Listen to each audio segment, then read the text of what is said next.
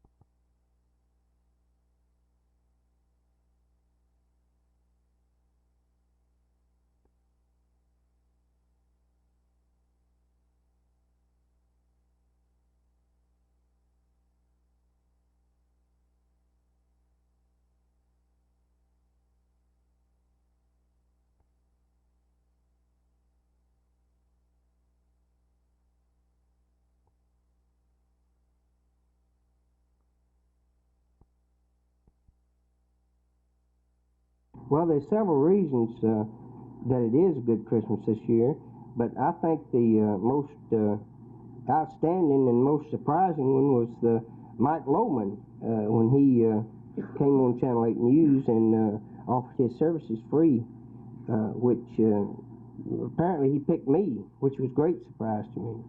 And this does make it quite a Christmas for us. What is he doing for you today? He's servicing beauty salon hair dryers. He's out at Salon Americas today, going over there. They have quite a workload out there, and their dryers take quite a beating, and we have to keep them up pretty regularly. Of course, we can only get in on days that they're closed, so today is one of the days that we can get in to do it. How long has it been since you've been able to spend Christmas with your family? Well, I believe in the past 11 years we've had one Christmas, actually the complete day, to ourselves, but this Christmas we'll have all day long, thanks to Mike.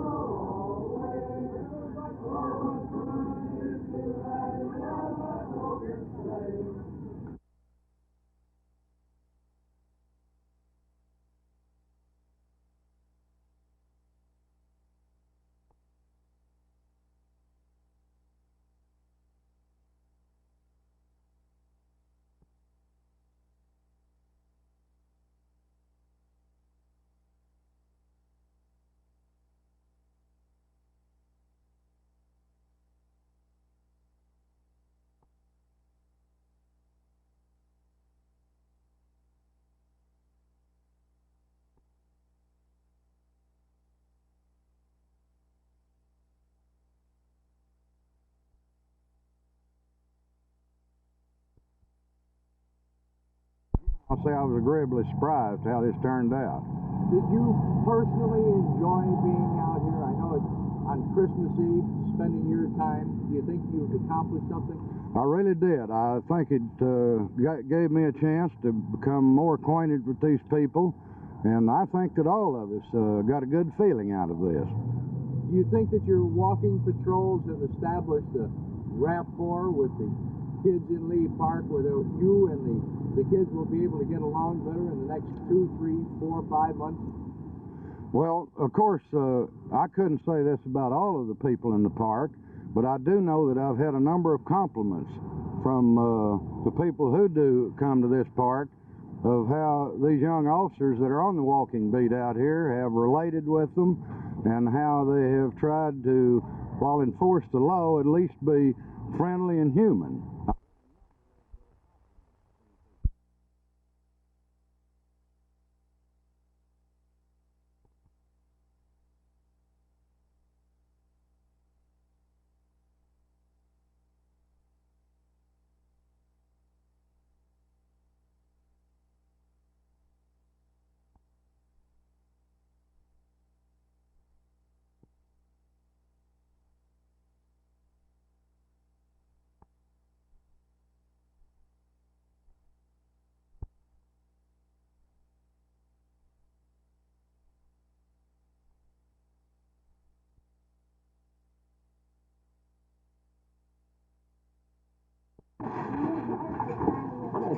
Oh, look what we got. Look what we got. Yeah, huh? Yeah. Oh, is that pretty? Oh, is that pretty?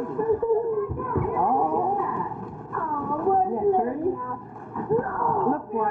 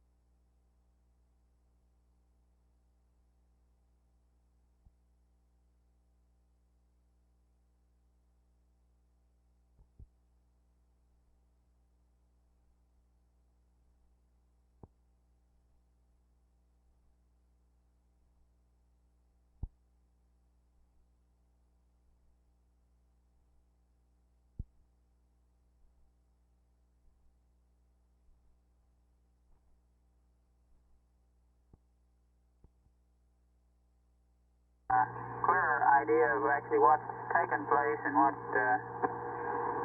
situation really is than I have at the moment, over. Okay, Floyd, very good. We have Jim Mitchell here with Channel 8, and I'm going to let him take the microphone and talk to you, so just stand by.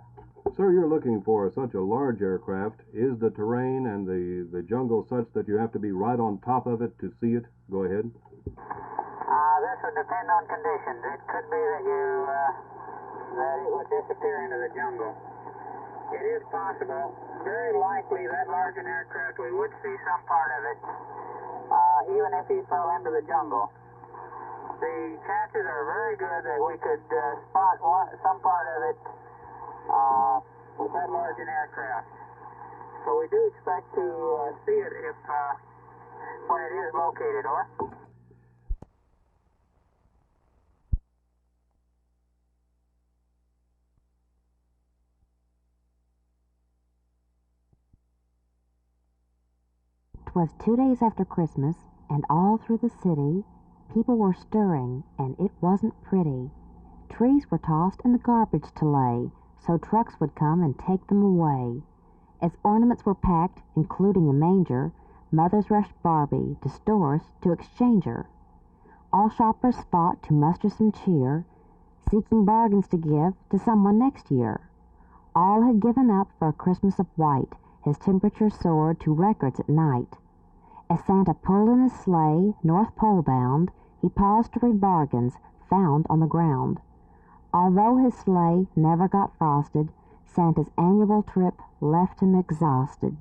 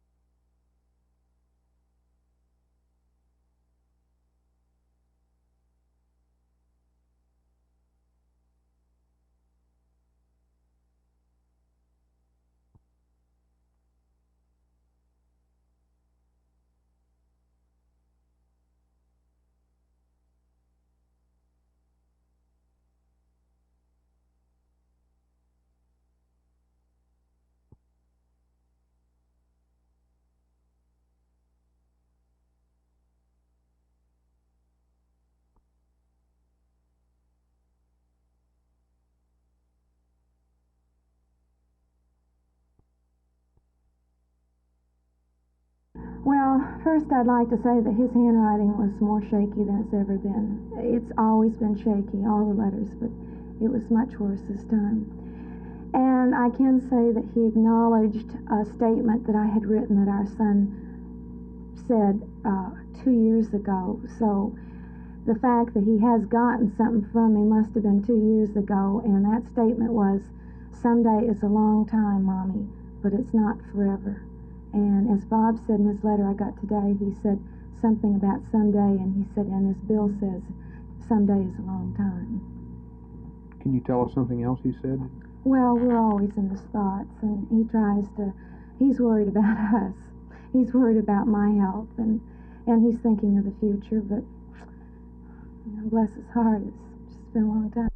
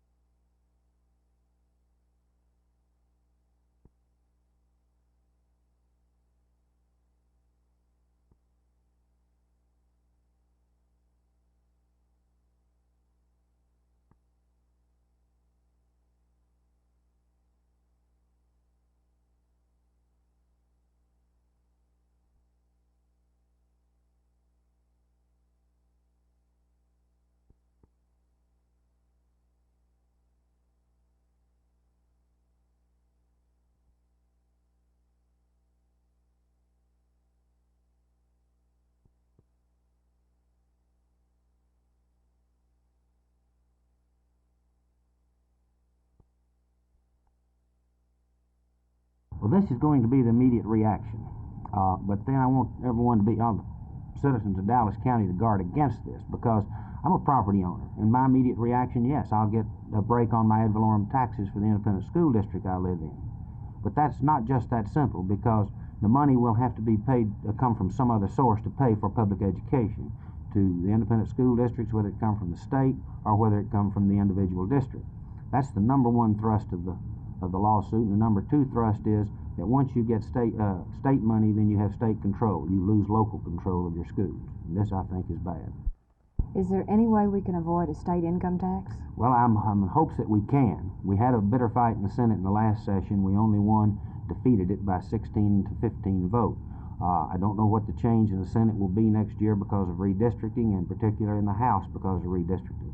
But if we have to come up with about $1 billion, excuse me, I should say conservatively, $1 billion on the biennium to support public education in this state, then we're facing a great new tax bill of some magnitude in some area. I would be opposed to an income tax, but there's going to be an effort in that direction to try to get it, I suspect. Well, will it perhaps hurt schools that are at this time good and help schools that have suffered in the past? Well, if the case decision is correct, that there are those schools with lesser income to the district than those than some others, you will pull down the quality of the good one and maybe not necessarily raise the quality of the poorer one.